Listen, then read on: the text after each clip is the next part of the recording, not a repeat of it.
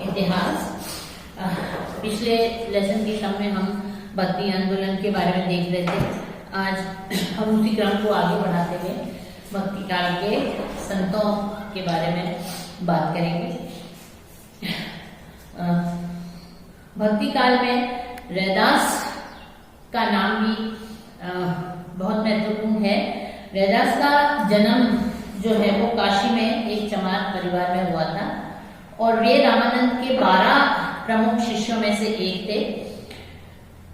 वे रैदास में तीर्थ यात्रा, जाति भेद, उपवास आदि के विरोधी थे और वो हिंदू और मुस्लिम में किसी भी प्रकार का भेद नहीं मानते थे। वे निर्गुण भक्ति में विश्वास रखते थे और उनकी ईश्वर के प्रति समर्पण की भावना स्पष्ट दिखाई देती थी। वैसे तो भक्ति आंदोलन में ज्यादातर जो संत थे वो निर्गुण जो है वो उसमें विश्वास रखते थे, क्योंकि भक्ति में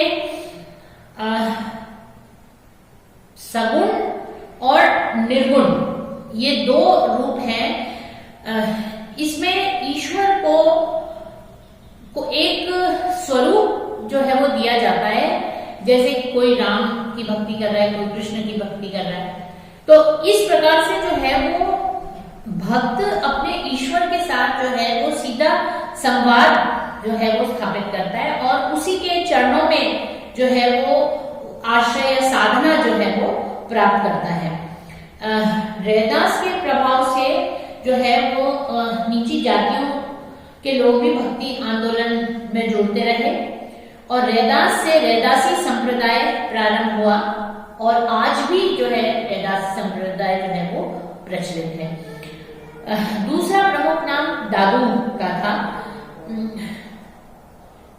हालांकि दादू का जन्म अहमदाबाद में हुआ था, लेकिन इनका अधिकांश जीवन जो है वो राजस्थान में व्यतीत हुआ और दादू भी अंधविश्वास, मूर्ति पूजा, जाति पाति, तीर्थ यात्रा, उपवास आदि का विरोध किया और दादू कहते थे कि व्यक्ति को सरल और सच्चा जीवन व्यतीत करना चाहिए और उन्होंने जो है वो भजनों के माध्यम से संप्रदाय के विभिन्न संप्रदायों के मध्य भाईचारे की भावना बढ़ाने पर जोर दिया और उन्होंने जो पंथ चलाया उसको हम दादू पंथ के नाम से जानते हैं। फिर कबीरदास जी को के बारे में बहुत सारी कथाएं प्रचलित हैं, लेकिन ये माना जाता है कि ये एक हिंदू विधवा के पुत्र थे जिसने कि लोक लाज के कारण इनको पैदा होते ही छोड़ दिया और बाद में नीरू नामक एक मुस्लिम जुलाहे ने जो है वो उसको अपने घर ले गए, इनका लालन पालन किया, इनका विवाह भी हुआ और एक पुत्र और पुत्री भी हुई। कबीरदास जी अनपढ़ थे, लेकिन उनके अंदर ज्ञान और सही मार्ग ढूंढने की तीव्र उत्कंठा थी और वे रामानंद के शिष्य बने और उन्होंने जो है वो भक्ति आंदोलन को नया मोड़ दिया। उनका कहना था कि गृहस्थ आश्रम को त्यागे बिना भक्ति मार्ग से हम ईश्वर को प्राप्त कर सकते हैं और उनके दो मुख्य लक्ष्य थे कबीरदास जी के। एक तो धर्म को बाहरी आडंबरों से मुक्त करवाना, आध्यात्मिकता की ओर ले जाना। दूसरा था कि हिंदुओं और मुस्लिम्स के बीच में सद्भावना जो है वो उत्पन्न कराना। उनका कहना था कि सभी मनुष्य का जन्म समान रूप से होता है, तो उसमें ऊंच नीच का भेद जो है वो कैसे हो सकता है।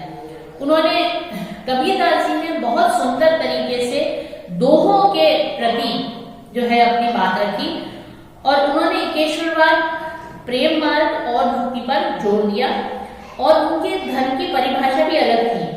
कबीर ने हिंदू और मुस्लिम दोनों के बाहरी आडंबरों की निंदा करते हुए कहा कि जैसे उनको एक उदाहरण, काकर पाथर जोरी के मस्जिद लई चुनाए, ता चढ़ी मुल्ला बांधे क्या बहरा हुआ खुदाए। तो उन्होंने कहा था कि यदि तीर्थ यात्रा या मूर्ति पूजा करने से ईश्वर प्राप्त होता है तो जो है वो पत्थरों को भी की भी पूजा की जा सकती है।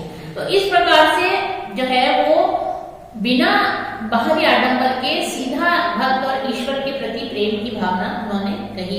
अब उन्होंने जो है वो ये माना कि ईश्वर जो है वो निर्गुण है या निराकार उसका रूप है, और वो ईश्वर सभी गुणों से परे है। कोई ध्यावे निराकार को, कोई ध्यावे आकार, वह तो इन दोनों से न्यारा जाने जानन हा।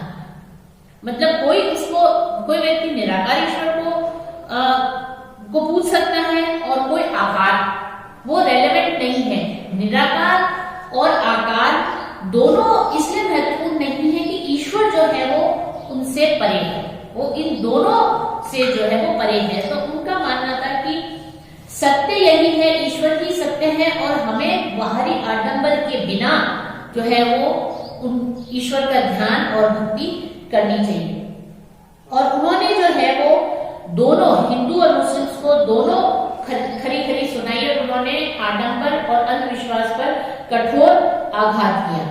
कबीर के उपदेशों का जो है वो निम्न और जातियों पर, मध्य जातियों पर बहुत अधिक प्रभाव पड़ा, और उनके अनुयायी जो है वो कबीर पंथी कहलाए। फिर भक्ति मार्ग में एक और महान संत हुए थे, वो गुरु नानक। वो निर्गुण जो है विचारधारा के थे, और गुरु नानक भी हिंदू मुस्लिम एकता में विश्वास रखते थे।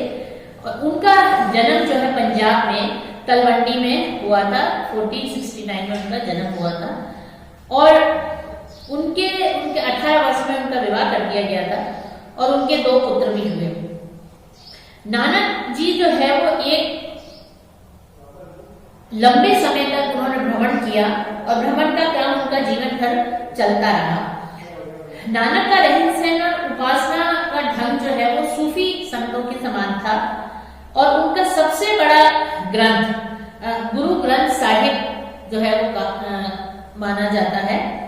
और नानक के हिसाब से ईश्वर एक है, सर्वव्यापी है और सर्वशक्तिमान है, जिसको हम सिर्फ उसकी अनुभूति कर सकते हैं, हम उसका वर्णन नहीं कर सकते। गुरु नानक के अनुसार हम उसको आकार नहीं दे सकते, हम उसको परिभाषित नहीं कर सकते, हम मात्र जो है उसको महसूस कर सकते हैं। नानक का ईश्वर सर्वोच्च, स्वतंत्र और गतिहीन है।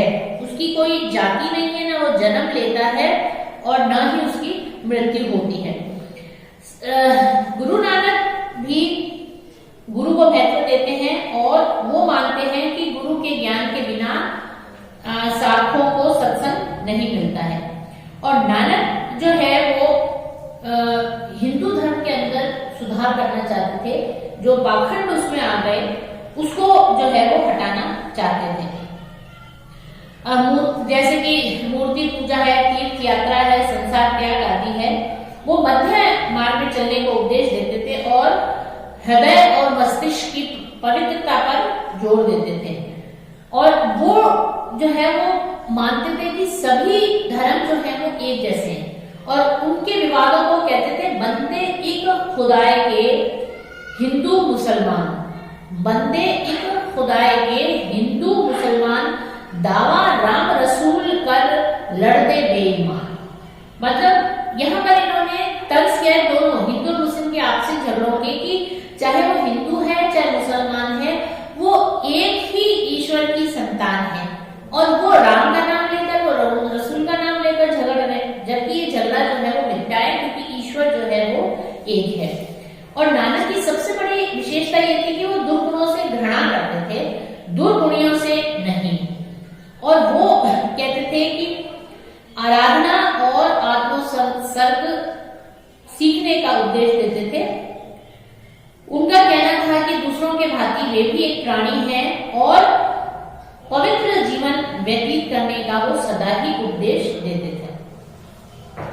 फिर सूरदास जी भी एक महत्वपूर्ण कवि थे, और उन्होंने जो है संभवतः वो 16वीं सेंचुरी के एंड में या 17वीं सेंचुरी में जो है आरंभ में हुए थे। और सूरदास जी कुछ कोटि के संत थे। उन्होंने किसी भी संप्रदाय अथवा पंथ की स्थापना नहीं की, और उनकी 3 रचनाएं हैं, सुर सारावली, साहित्य लहरी और सूरसागर। सूरदास ने यद्यपि अपने पदों के विषय भागवत पुराण से लिए हैं, लेकिन वो उन्होंने किसी का अनुवाद नहीं किया है, वो पूर्ण रूप से उन्हीं की मौलिक रचना है। सूरदास सगुण भक्त थे और उनके कृष्ण उनके आराध्य देव थे, और सूरदास जी के काव्य में भक्ति, वात्सल्य और श्रृंगार तीनों रस थे। भक्ति, वात्सल्य और श्रृंगार तीनों रस थे, और सूरसागर प्रेम और भक्ति से ओतप्रोत तो थे ही, परंतु कृष्ण के बाल चित्रण के लिए वो विशेष महत्वपूर्ण है। उनकी रचनाएं भगवत भक्ति का पाठ पढ़ाती हैं, और लगभग पिछले 300 वर्षों से उत्तरी भारत में वो उनके लेखनी जो है वो प्रेरणा स्तोत्र रही है। धन्यवाद।